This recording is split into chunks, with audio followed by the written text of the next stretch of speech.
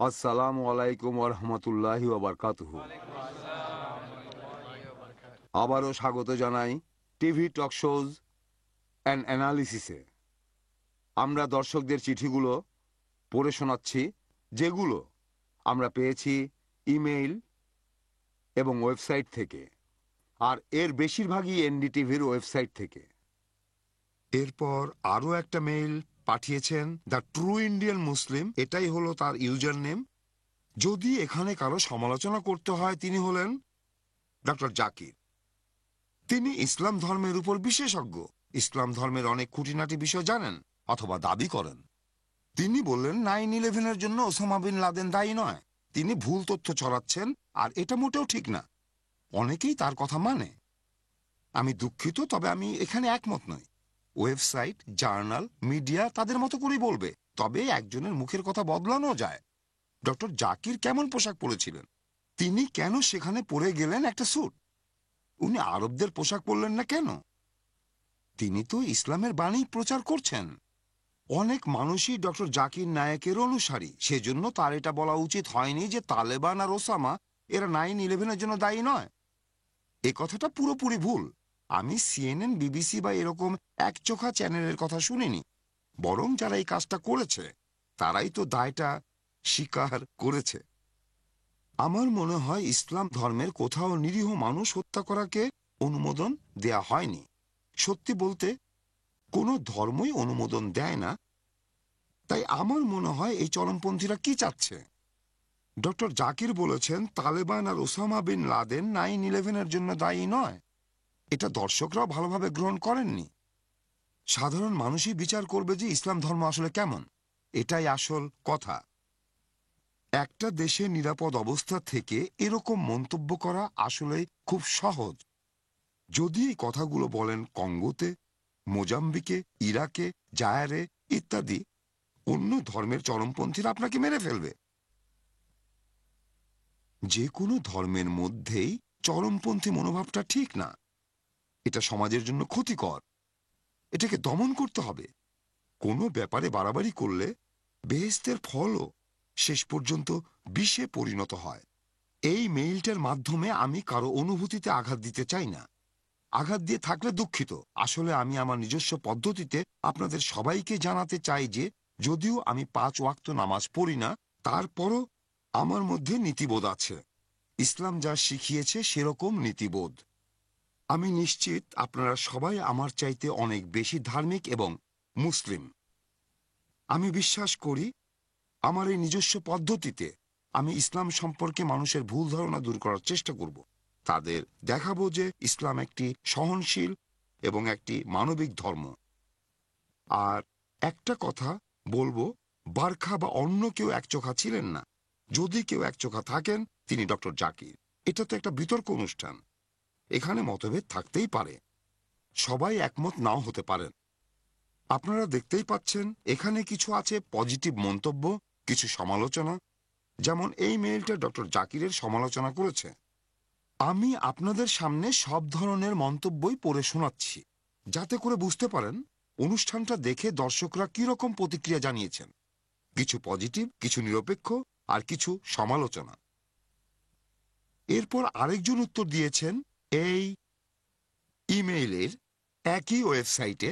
লিখেছেন সরফরাজ আলী খান। ওয়ালাইকুম আসসালাম যারা সালাম দিয়েছেন, আর আসসালামু আলাইকুম যারা পরে এখানে এসেছেন। এটা ট্রু ইন্ডিয়ান মুসলিমের সেই অনুষ্ঠান প্রসঙ্গে করা মন্তব্যের একটা উত্তর।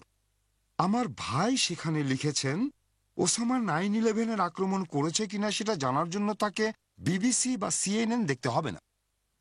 যদি মিডিয়া চ্যানেলগুলোতে দেখে না থাকেন, তাহলে উনি এটা কোথায় দেখেছেন? কোন চ্যানেলে আপনি দেখেছেন যে ওসামা দায় স্বীকার করেছে, অথবা কোন খবরের কাগজে আপনি এটা পড়েছেন? আমি কিন্তু ওসামাকে সমর্থন করছি না।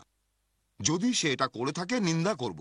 যদি না করে, তাহলে শুধুমাত্র এই সন্দেহেই 50,000 আফগানি মারা গিয়েছে। আমি আপনাকে একটা প্রশ্ন করি, আপনি লুজ চেঞ্জ দেখেছেন? না দেখে থাকলে অবশ্যই দেখবেন এই ডকুমেন্টারি এটা কোনো মুসলিম তৈরি করেনি, তৈরি করেছেন একজন আমেরিকান।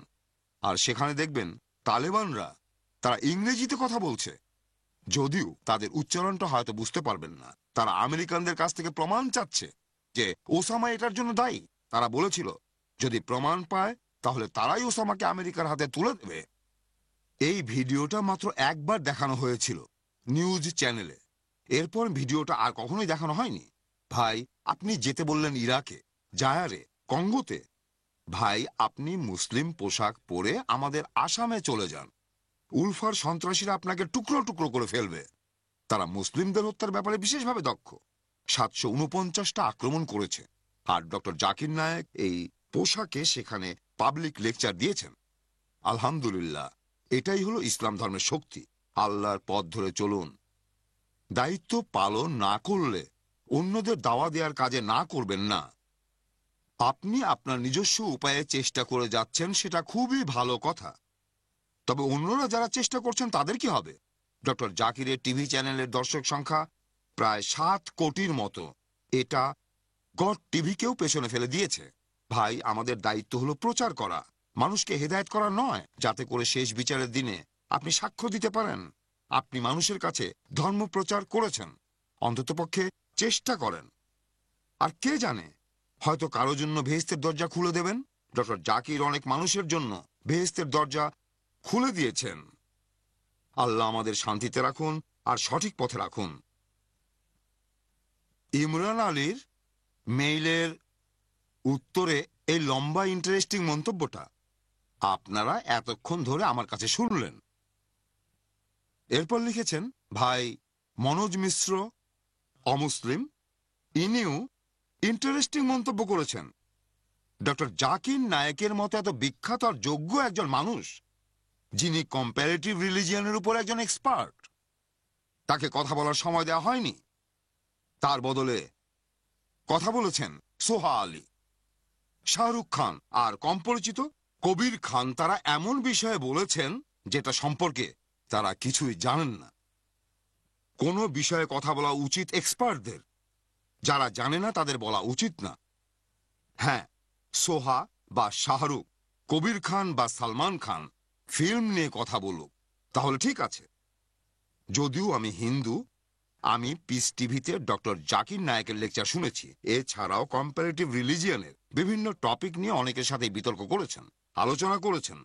আমি আপনাদের বলছি, ওনার কোনো তুলনা নেই। বারখা ডক্টর জাকিরকে সময় না দিয়ে এত বড় ব্যক্তিত্বকে আসলে অপমানই করেছেন। ডক্টর নায়েক হলেন ডক্টর নায়েক। ডক্টর নায়েকের এরকম কোনো টিভি ডিবেটে আসা উচিত নয়, যেখানে কথা বলতে পারবেন না, ব্যাখ্যা করতে পারবেন না। ধন্যবাদ, ধন্যবাদ। হুমায়ুন কবির লিখেছেন আমি ভিডিওটা দেখেছি। ডক্টর নায়েকের ওখানে কোনোভাবেই যাওয়া উচিত হয়নি। অন্য কাউকে কথার মধ্যে বাধা দেয়া হয়নি, কিন্তু ডক্টর নায়েককে প্রত্যেকবার উত্তর দেওয়ার সময় বাধা দেয়া হয়েছে। যদি ক্যান্সারের চিকিৎসার জন্য ইঞ্জিনিয়ারকে ডাকেন তাহলে কি হবে? ডক্টর জাকির নায়েকের জন্য আমার খারাপ লাগছে। আল্লাহ আমাদের সাহায্য করুন। সাজ্জাদ তিনি লিখেছেন এটা হাস্যকর যে কিছু মানুষ এমন একটা বিষয় নিয়ে কথা বলেছেন যেটার ব্যাপারে তাদের বিন্দুমাত্র ধারণা নেই। প্রত্যেকেই তাদের মতো করে ইসলামের সংজ্ঞা তৈরি করেছেন, যেটা তার নিজের কাজের সাথে সামঞ্জস্যপূর্ণ। বারখা যে ডক্টর জাকিরকে কথা বলতে দেননি, এটাও খুব বিরক্তিকর লেগেছে। ডক্টর জাকির সবচেয়ে বেশি জানেন, কিন্তু তাকেই কোনো কথা বলতে দেয়া হয়নি। এরপর একজন অমুসলিম বোন, নাম কীর্তি মিশ্র, লিখেছেন উই দ্য পিপল সত্যি কথা বলেনি, পুরোপুরি অগণতান্ত্রিক। উই মানে বারখা আর তার বামপন্থী বন্ধু, তারা তাদের একচোখা মতামত প্রচার করেছেন। বেশিরভাগের কথাকে অগ্রাহ্য করা হয়েছে। নিরপেক্ষ সাংবাদিকতার নামে হাস্যকর নাটক। এরপর একজন অমুসলিম ভাই বিজয় লুগানি লিখেছেন সংখ্যালঘুদের নিয়ে যত বেশি আলোচনা করব তাদের সমস্যা তত বেশি বাড়বে। আমাদের এই দেশে আমরা আসলে সবাই সমান। আমরা কেউ একে অন্যকে সন্দেহ করব না। কেউ যদি বেআইনি কোনো রকম কাজ করে, আইন সেখানে তার দায়িত্ব নেবে। শাহরুখ খান সবচাইতে ভালো বলেছেন। আরও কিছু মন্তব্য পড়ার আগে এখানে উপস্থিত যারা আছেন তাদের কাছ থেকে এই অনুষ্ঠানটা সম্পর্কে মন্তব্য শুনতে চাই। এতক্ষণ ধৈর্য ধরার জন্য ধন্যবাদ। বিভিন্ন দর্শকদের বড় বড় মন্তব্যগুলো শুনলেন আমাদের এই অনুষ্ঠানে, TV talk shows and analysis. আমি এখন আপনাদের কাছ থেকে মন্তব্য শুনতে চাইব। পরে আপনারা প্রশ্ন করবেন, ডক্টর জাকিরও আপনাদের প্রশ্নগুলোর উত্তর দেবেন। তবে তার আগে আপনাদের মন্তব্যটা আমি জানতে চাই। হ্যাঁ ভাই, বলুন। এনডিটিভি 24/7 এর সেই অনুষ্ঠানটা সম্পর্কে আমার মন্তব্য সেটা হলো, ডক্টর জাকির নায়েক সেই ৮ জন প্যানেলিস্টের মধ্যে মাত্র একজন যিনি অন্য কারো কথায় বাধা দেননি। উনি বাদে প্যানেলের সবাই অন্যের কথায় বাধা দিয়েছেন। সবচেয়ে বেশি বাধা দিয়েছেন আলেক আর কবির। কবির খান ডক্টর জাকিরকে বাধা দিয়েছেন অন্ততপক্ষে ৩ বার, যেন সেই অনুষ্ঠানে তিনি ডক্টর জাকিরকে থামিয়ে দেওয়ার দায়িত্ব নিয়েছিলেন। ডক্টর জাকির নায়েক তার হাত তুলে রেখেছিলেন, আর অনুষ্ঠানের ৭৫%-এরও বেশি সময় ধরে তার হাত তোলাই ছিল। তবে টিভিতে আমরা দেখলাম তিনি মাত্র একবার কি ২ বার হাত তুলেছিলেন। তার মানে অনুষ্ঠানটা পরে এডিট করা হয়েছে। আমি বলবো যে ডক্টর জাকির নায়েকই সেখানে একমাত্র লোক যিনি অনুষ্ঠানের নিয়মগুলো মেনে চলেছিলেন সত্যিকারের মুসলমানের মতো, যদিও তাকে কথা বলার খুব কম সুযোগ দেয়া হয়েছে। ধন্যবাদ জাজাকাল্লাহ। আমাদের আলোচনা চলতে থাকবে। এখন একটা ছোট্ট বিরতি।